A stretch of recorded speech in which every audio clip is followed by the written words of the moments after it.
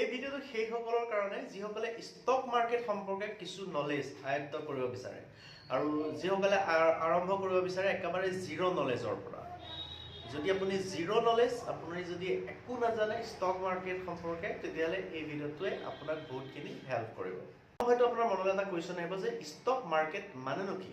Stock market হৈছে এটা বিস্তৃত এটা ধাৰণা য'ত ফাইনেন্সিয়েল বহুতখিনি টুলছ আছে, শ্বেয়াৰ, বণ্ডছ, মিউচুৱেল ফাণ্ড থাকে, ETF থাকে, ডেৰিভেটিভ থাকে য'ত কোৱা হয় F&O আৰু চৰকাৰী চিকিউৰিটিজখিনি থাকে।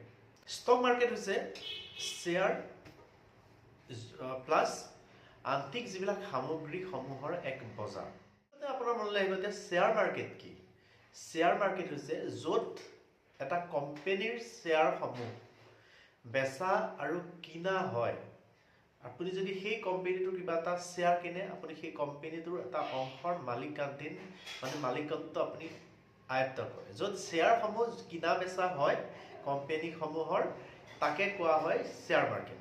শ্বেয়াৰ মাৰ্কেট হৈছে ষ্টক মাৰ্কেটৰ এটা পাৰ্ট। তৃতীয় মনলৈ অহা কুৱেশ্যনটো হৈছে ডিমেট একাউণ্ট কি?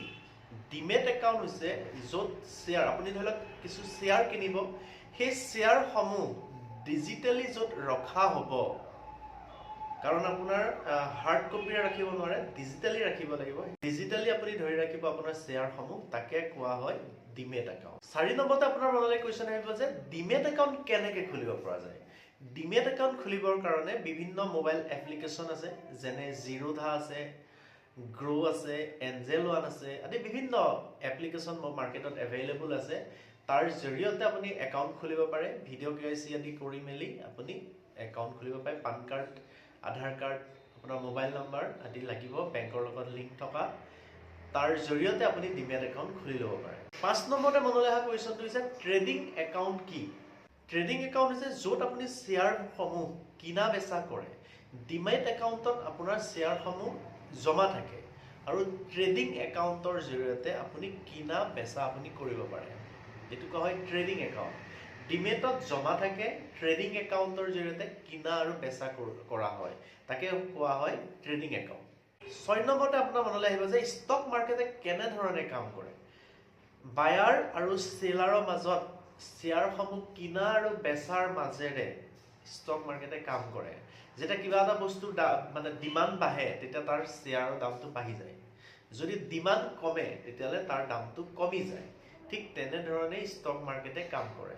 কিনিব লাগে শ্বেয়াৰ তেনেকুৱা ধৰণৰ কিনক যিবিলাক কোম্পানীৰ ডাঙৰ শ্বেয়াৰ থাকে, লাৰ্জ শ্বেয়াৰ কেপিটেল থাকে, তেনেকুৱা ধৰণৰ কিনক। যিবিলাক সৰু সৰু শ্বেয়াৰ, এইবিলাক বহুত ৰিস্কি হয়, হঠাৎ উঠিব হঠাৎ নামি যায়, কিন্তু তেনেকুৱা ধৰণৰ শ্বেয়াৰ নিকিনিব। যেনে টাটা, HDFC এইবিলাক ডাঙৰ ডাঙৰ শ্বেয়াৰ হয়, তেনেকুৱা ধৰণৰ শ্বেয়াৰ কিনক। তাৰ জৰিয়তে আপুনি বেনিফিট হ'ব। যিবিলাক কোম্পানীৰ শক্তিশালী ফাইনেন্সিয়েল পাৰফৰ্মেঞ্চ থাকে, যাৰ ৰেকৰ্ড বহুত ভাল, ফাইনেন্সিয়েল ৰেকৰ্ড বহুত ভাল, সেই ডাঙৰ কোম্পানীবিলাকৰ শ্বেয়াৰ কিনক বিগিনাৰ হিচাপে। বহুতে আৰম্ভ কৰি ভাবে সৰু সৰু শ্বেয়াৰ কেইটামান কিনি লওঁ, টেষ্ট কৰোঁ, যেতিয়া লষ্ট হৈ যায় তেওঁলোক আঁতৰি যায়, সেইকাৰণে তেওঁলোক আগবাঢ়িব নোৱাৰে। ভুলটো তাতে কৰে নতুনসকলে। 8 নম্বৰতে মনলৈ আহিব যে লং টাৰ্ম ইনভেষ্টমেণ্ট নে ট্ৰেডিং, ডেইলি ট্ৰেডিং। লং টাৰ্ম যিটো ইনভেষ্টমেণ্ট, এইটো হৈছে বহুত ভাল। ডাঙৰ ডাঙৰ কোম্পানীত আপুনি শ্বেয়াৰ কিনি থৈ দিয়ক। লং টাৰ্ম 3 পৰা 5 বছৰ বা তাতোতকৈ বেছি আপুনি শ্বেয়াৰ আপুনি কিনিব পাৰে, লং টাৰ্ম। আৰু বা ডেইলি আপোনাৰ যদি নলেজ গেডাৰিং হৈ যায়, তেতিয়াহ'লে ডাঙৰ ডাঙৰ কোম্পানীসমূহৰ শ্বৰ্ট টাৰ্মো আপুনি কিনিব পাৰে। কিন্তু বিগিনাৰসকলৰ কাৰণে লং টাৰ্ম যিখিনি শ্বেয়াৰ, সেইখিনি হৈছে সুৰক্ষিত। কাৰণ আপোনাৰ কোনো নলেজ নাই, আপুনি হঠাৎ কিছু শ্বেয়াৰ কিনি দিব, আবেলি মৰ্ণিং আপুনি কিনিব, হয়তো ইভিনিঙলৈ আপুনি হয়তো ডাউন হৈ যাব পাৰে, তেতিয়া আপোনাৰ ডিপ্ৰেশ্যন, ষ্ট্ৰেছ আহি যাব, যাৰ ফলত আপুনি হয়তো আৰু ট্ৰেডিং কৰিবলৈ সাহস নকৰিব পাৰে। সেইকাৰণে বিগিনাৰ হিচাপে লং টাৰ্ম শ্বেয়াৰ কিনি পেলাই আপুনি থৈ দিয়ক। যেতিয়া শ্বেয়াৰ বাঢ়িব, এনেও আপোনাৰ অট'মেটিক আপোনাৰ ইনভেষ্টমেণ্টটোৰ ডাবল ট্ৰিপল হৈ গৈ থাকিব। 9 নম্বৰতে আপোনাৰ মনলৈ কুৱেশ্যন আহিব পাৰে যে মিউচুৱেল ফাণ্ড কি? মিউচুৱেল ফাণ্ড হৈছে কোনো এক মেনেজাৰে আপোনাৰ হৈ কোম্পানীসমূহৰ শ্বেয়াৰ কিনে, বিভিন্ন শ্বেয়াৰ, যিকোনো এটাই নহয়, বিভিন্ন কোম্পানী। আপুনি অলপ টকা দি দিলে, সেই টকাখিনি বিভিন্ন কোম্পানীত লগাই থৈ দিয়ে। যেতিয়া শ্বেয়াৰসমূহ বাঢ়ে, তেওঁৰ লগত ডিছকাছ কৰি সেই পইচাসমূহ আপুনি উলিয়াই লৈ আহিব পাৰে।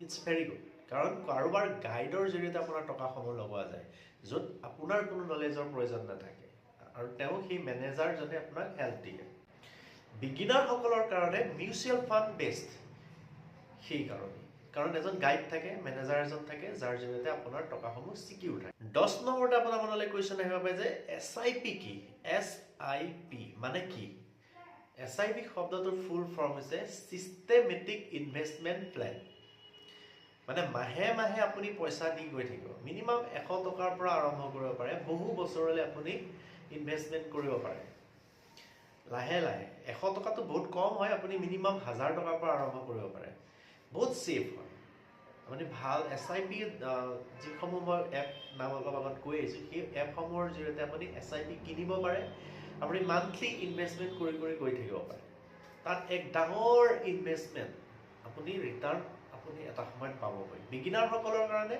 মই কওঁ SIPত আপুনি ইনভেষ্ট কৰিব পাৰে আৰু 11 নম্বৰতে আপোনাৰ মনলৈ কুৱেশ্যন আহিব পাৰে যে ৰিস্ক কেনেকৈ মই মেইনটেইন কৰিম বা কেনেকৈ মই নিয়ন্ত্ৰণ কৰিম ৰিস্ক মেইনটেইন কৰিবলৈ হ'লে সকলো টকা একেলগে আপুনি নলগাব আপোনাৰতো 10,000 টকা এটা আছে আপুনি হঠাৎ লগাই নিদিব এইটো প্ৰথম আৰু দ্বিতীয়তে একেটা শ্বেয়াৰতে আপুনি টকাসমূহ লগাই নিদিব আপোনাৰ যিখিনি টকা আছে তাৰ অলপ পইচা আপুনি লগাইছে আৰু সেইখিনি টকাকে আপুনি 3-4-5টা শ্বেয়াৰত লগাই দিয়ক একেলগে যদি এটাতে লগাই দিয়ে সেই শ্বেয়াৰটো যদি ডাউন হৈ যায় তেতিয়াহ'লে আপোনাৰ লছ হ'ব যদি বিভিন্ন এটাত লগাই থৈ দিয়ে কোনো এটা ডাউন হ'ব কোনো এটা উঠি যাব আপুনি বেলেঞ্চটো থাকি যাব সেইকাৰণে আপুনি কেইবাটাতো লগাওক তিনিটাতে এডভাইচ হৈছে কি ধৈৰ্য ধৰি লং টাৰ্মত ৰাখক শৰ্ট টাৰ্ম খেলিবলৈ নাযাব চতুৰ্থতে ৰিউমাৰ বা টিপছ যেনে ইউটিউবত কিছুমান টিপছ থাকিল শুনিলে আপুনি কোনোবাই ক'লে বা উৰা বাতৰি কিছুমান শুনিলে যে আমুক কোম্পানী উঠিব বা নামিব তেতিয়াহ'লে তেনেকুৱা মানে উৰা বাতৰি ৰিউমাৰ্ছৰ পিছত আপুনি দৌৰিব নালাগে 12 নম্বৰতে আপোনাৰ মনলৈ এটা কুৱেশ্যন হয়তো আহিব পাৰে যে বিগিনাৰসকলে কেনেকুৱা ধৰণৰ ভুলসমূহ কৰে যাৰ কাৰণে তেওঁলোক ফেইল হৈ যায় বিগিনাৰসকলে কি কৰে যিবিলাক শ্বেয়াৰ তেওঁলোকে নাজানে তেওঁলোকে সেইবিলাকৰ পিছত টকা লগায় আৰু লাভ দেখিলে মানে লোভটো বাঢ়ি যায় দ্বিতীয়তে সেইটা ভুল কৰে তৃতীয়তে ক্ষতি যেতিয়া হয় তেওঁলোকে বহুত ভয় খাই যায় প্ৰচেছত উলিয়াই যায় অকমান যেতিয়া লছ দেখে গোটেই পইচা মানে উলিয়াই দিয়ে আৰু তাৰপিছত আৰু তেওঁলোকে শ্বেয়াৰ মাৰ্কেট ষ্টক মাৰ্কেটত পইচা নলগায় আৰু কিছুমানে কি কয় খুব ইউটিউবৰ ভিডিঅ'বিলাক চাই ইউটিউবৰ টিপছবিলাক চাই তেওঁলোকে ভাবে মই ষ্টক মাৰ্কেটৰ বহুত মানে নলেজেবল পাৰ্চন বনি গ'লো সেই টিপছবিলাক চাই হঠাৎ একশ্যন আপুনি কৰিব নালাগে ৰিচাৰ্চ নকৰাকৈ লাষ্ট মই কওঁ যে ৰিচাৰ্চ নকৰাকৈ কেতিয়াও ইনভেষ্টমেণ্ট কৰিব নালাগে এইখিনি এই 5টা মানে আপোনাৰ ভুল কৰে বিগিনাৰ্ছখিনি মনলৈ আহিব যে ৰিচাৰ্চ কেনেকৈ কৰিব 13 নম্বৰতে আপোনাৰ মনলৈ তাক মই ৰিচাৰ্চ বুলি ক'লো 12 নম্বৰ এতিয়া 13 নম্বৰত আপোনাৰ মনলৈ কুৱেশ্যন আহিব যে ৰিচাৰ্চনো কেনেকৈ কৰে কোম্পানীৰ যিবিলাক প্ৰফিট আৰু আপোনাৰ ডেট কোম্পানীটোৰ কিমান ধাৰ আছে আৰু কিমান গ্ৰ'থ হৈছে কিমান প্ৰফিট কৰিছে কিমান ধাৰ আছে আৰু কিমান গ্ৰ' কৰিছে সেই কোম্পানীটোৰ ওপৰত আপুনি চাওক পঢ়ক ষ্টাডি কৰক নিউজ পঢ়ক এনুৱেল ৰিপৰ্ট সেই কোম্পানীটো যিটো কোম্পানীত আপুনি পইচা লগাব গৈ আছে তাৰ এনুৱেল কিন্তু ৰিপৰ্ট নিউজত ওলাই থাকে নহয় সেইখিনি আপুনি পঢ়ক আৰু তৃতীয়তে সিম্পল ফাণ্ডামেণ্টেল এনালিচিছ যিটো কৰে কোম্পানী এটাৰ ওপৰত সেইখিনি অলপ শিকক এই তিনিটাই হৈছে ৰিচাৰ্চ কৰাৰ মূল আপোনাৰ বাবে মানে মূল উৎস 14 নম্বৰতে আপোনাৰ মনলৈ কুৱেশ্যন আহিব যে কিমান টকা মই প্ৰথম ইনভেষ্টমেণ্ট কৰিম আপুনি আৰম্ভ কৰক 500ৰ পৰা 2000 টকাৰ পৰা যেতিয়া লাহে লাহে বেনিফিট দেখিব উঠাই গৈ থাকিব প্ৰফাইল আপোনাৰ মনত মোক হয়তো সুধিবলৈ মন যাব যে গোল্ডেন ৰুলছ কি 15 নম্বৰতে কি এনেধৰণে মই আৰম্ভ কৰিম এটাই থাকক মোৰ পৰা ধৈৰ্য ৰাখক প্ৰথম দ্বিতীয়তে ডিচিপ্লিন বজাই ৰাখক আৰু তৃতীয়তে নলেজ বৃদ্ধি কৰক তিনিটা ধৈৰ্য বৰ্তাই ৰাখক ডিচিপ্লিন বজাই ৰাখক আৰু নলেজ আপুনি গ্ৰ' কৰক এই তিনিটাই শেষ কথা ষ্টক মাৰ্কেট একে ৰাতিতে ধনী হোৱা মাৰ্কেট নহয় লাহে লাহে গ্ৰ' হয় ধৈৰ্য ধৰিব লাগিব এটা দিন আপুনি বহুত টকা ইনকাম কৰিবগৈ সেইকাৰণে প্ৰথমেই কৈছোঁ ধৈৰ্য হৈছে ইয়াত মেইন কথা নলেজ মেইন কথা সেইকাৰণে লং টাৰ্ম খেলক ষ্টক মাৰ্কেটৰ পৰা বহুত টকা আৰু আপুনি ইনকাম কৰক মানে আপুনি যদি এইটো ভাবি পেলাই আহিম বুলি ভাবিছে যে মই খুব সোনকালে ধনী হ'ব লাগে মই ষ্টক মাৰ্কেটত যাওঁ টকা লগাওঁ তেতিয়াহ'লে সেই মনটো লৈ পেলাই যদি আহিম বুলি ভাবিছে আপুনি ষ্টক মাৰ্কেট শ্বেয়াৰ মাৰ্কেটলৈ নহাই ভাল আপুনি এনেকুৱা ধৰণৰ মনোভাৱ এটা লৈ আহক যে লাহে লাহে আপুনি গ্ৰ' কৰিব। যদি সেই লাহে লাহে গ্ৰ' কৰা মেণ্টেলিটিটো লৈ আহিছে তেতিয়াহ'লে আপুনি গ্ৰ' কৰিব। আৰু যদি আপুনি সেই মেণ্টেলিটিটো লৈ আহিছে যে সোনকালে ৰাতিটোৰ ভিতৰতে ধনী হ'ম, মই ষ্টক মাৰ্কেটত ষ্টক কিনোগৈ, তেতিয়াহ'লে আপুনি নহয়। ধন্যবাদ।